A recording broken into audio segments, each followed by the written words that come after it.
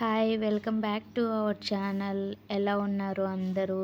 నేనైతే మీకు ఈరోజు ఒక మంచి స్వీట్ రెసిపీ చేద్దామని చెప్పి ఈ స్వీట్ అయితే మీ ముందుకు తీసుకొచ్చానండి.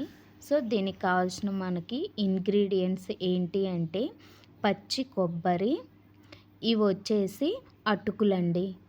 దోసకి వాడే అటుకులు కాదు, ఇవి లావు అటుకులండి.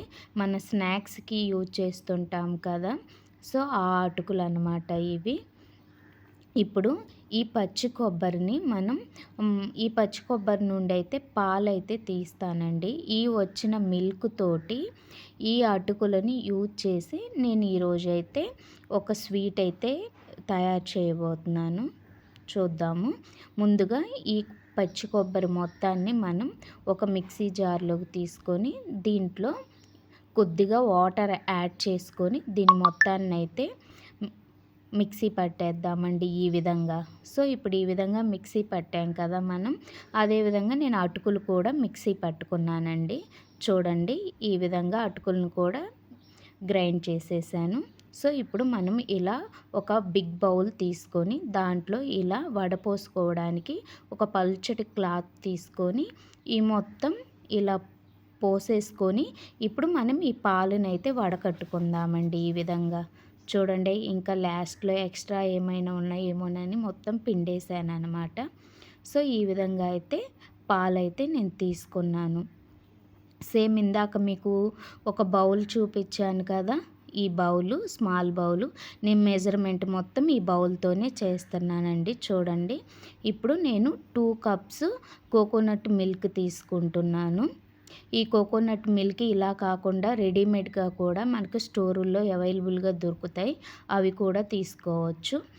సో నేను ఇప్పుడు 2 కప్స్ అయితే ఇది తీసుకున్నానండి. ఇప్పుడు ఆల్రెడీ నేను ముందు పోహా ఇది ఫుల్ కప్ తీసుకున్నాను కదా, అది గ్రైండ్ చేసే వరకు హాఫ్ కప్ అయిందనమాట. సో దీన్ని యాడ్ చేస్తున్నాను. దీన్ని గరిటెతో అయినా కలుపుకోవచ్చు, ఎటువంటి ఉండలు లేకుండా ఈ విధంగా గరిటెతో అయినా కలుపుకోవచ్చు, లేదా చేత్తో అయినా మనం దీని మొత్తాన్ని ఉండలు లేకుండా ఈ విధంగా కలుపుకొని దీన్నైతే ఒక 20 మినిట్స్ అయితే రెస్ట్ ఇవ్వాలండి. 20 మినిట్స్ రెస్ట్ ఇచ్చిన తర్వాత ఇది గడ్డలాగా ఫామ్ అవుతుంది. ఇప్పుడు మనం ఇదే బౌల్లో 2 కప్పులు మిల్క్ కాబట్టి 1 కప్ బెల్లం తీసుకున్నాను, పావు కప్పు వాటర్ యాడ్ చేస్తున్నాను అన్నమాట. దీని మొత్తాన్ని ఈ విధంగా కరిగిన తర్వాత నేను ఇలాచి ఇప్పుడే బెల్లంలో యాడ్ చేస్తున్నానండి. ఇప్పుడైతే ఫ్లేవర్ చాలా బాగా వస్తుంది. ఇలాచి ఫ్లేవర్ అయితే మనం అంతా రెడీ అయిపోయిన తర్వాత వేసే కంటే ఇప్పుడు వేయటం బెటర్ అన్నమాట. సో బ్యాటర్ అయితే చూడండి ఎంత థిక్గా ఫామ్ అయిపోయిందో బ్యాటర్. ఆఫ్టర్ 20 మినిట్స్ తర్వాత మన బ్యాటర్ మొత్తం ఇలా ఉంటుందన్నమాట. సో దీని మొత్తాన్ని ఇప్పుడు ఈ బెల్లం వాటర్లో యాడ్ చేసేద్దాం.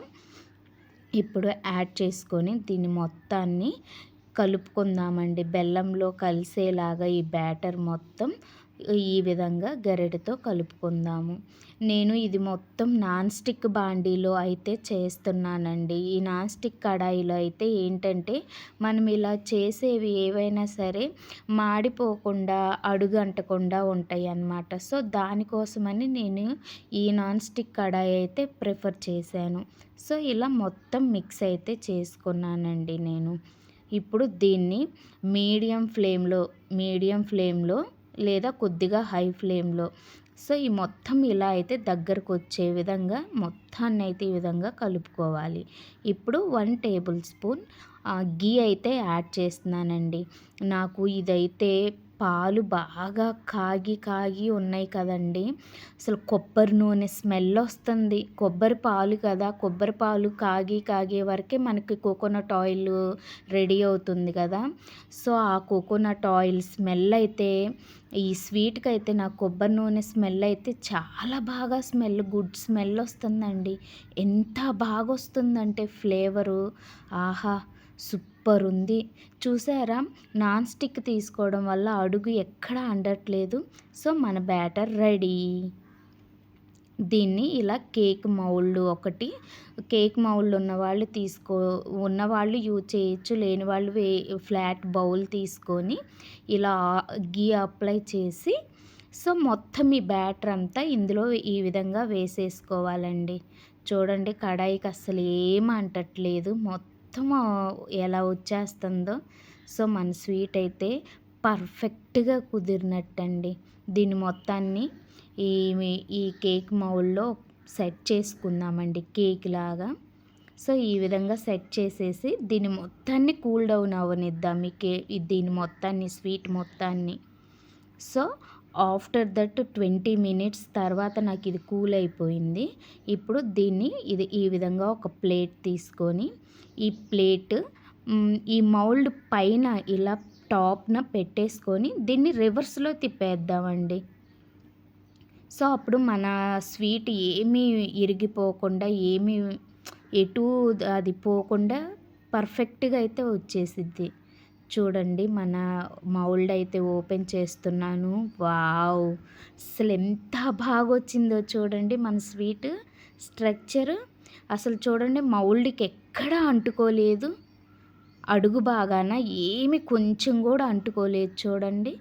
సో ఇప్పుడు దీన్నైతే మనం కట్ చేసుకుందామండి నైఫ్తో. ఈ విధంగా కట్ చేసేసుకొని, చూడండి వన్ పీస్ చూపిస్తాను. చూడండి ఎంత బాగా వచ్చిందో స్వీట్ అయితే. సో దీన్ని నేనైతే కాజుతో డెకరేషన్ అయితే చేసుకుంటున్నానండి. ఈ కాజుని కొద్దిగా రోస్ట్ చేశాను నేను, మీకు ఆ వీడియో స్కిప్ చూపించలేదు. సో ఈ విధంగా అయితే సెట్ చేశాను. ఫైనల్గా మన కొబ్బరి పాలు అటుకుల బర్ఫీ అయితే సూపర్గా రెడీ అయింది. అసలు ఎంత బాగుందో, అసలు చూస్తానికే అసలు నాకు ఎప్పుడెప్పుడు తిందామా అని నోరైతే ఊరిపోతుందండి. సో మీకు గనక నా రెసిపీ నచ్చినట్లయితే మీరు కూడా ఒకసారి ట్రై చేసి కామెంట్ సెక్షన్లో అయితే కామెంట్ చేసి ఒక లైక్ అయితే ఇవ్వండి please. So subscribe my channel. Thank you.